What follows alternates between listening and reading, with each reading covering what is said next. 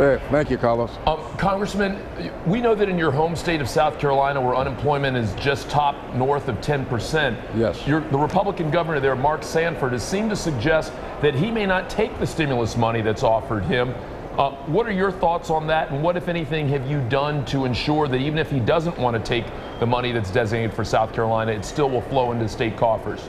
Well, thank you, Carlos. You may recall that back earlier this year when we were putting this whole thing together, the governor started making a noise at that time at that meeting down in Philadelphia with the president, that not only did he disagree with the approach, but he was not going to participate.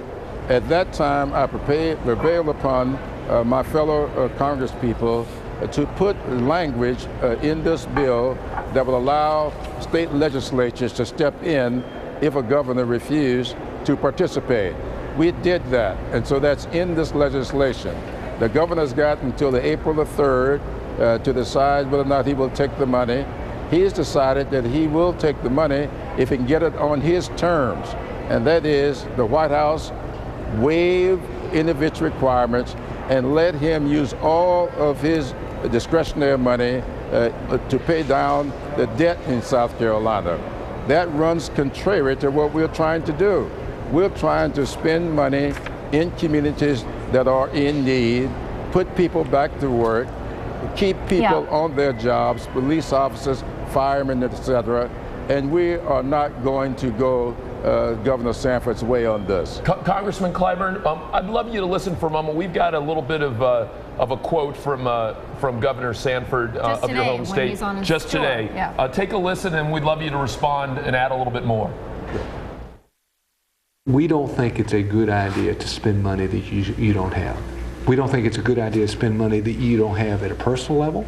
We don't think it's a good idea to spend money that you don't have at a state government level, or for that matter, a federal level. Given the fact that he's speaking in such broad generalities, and this is something he's taken a strong stand on, not just about the stimulus, but he's a longtime supporter of fiscal restraint. How do you go back and tell your folks in South Carolina, you know what, we should spend money we don't have?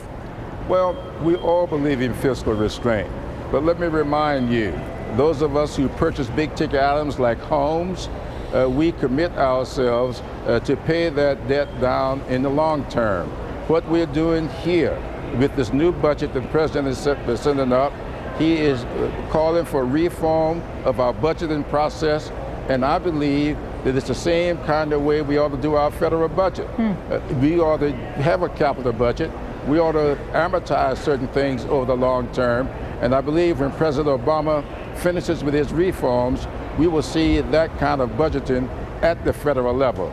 That's what we do with bond issues at the state level. So the governor's being disingenuous when he says that we'll spend the money we don't have and we shouldn't do it. We do it at the state levels all the time. We just call it floating bonds. Congressman Clyburn, thank you, and I'm sure we'll look forward to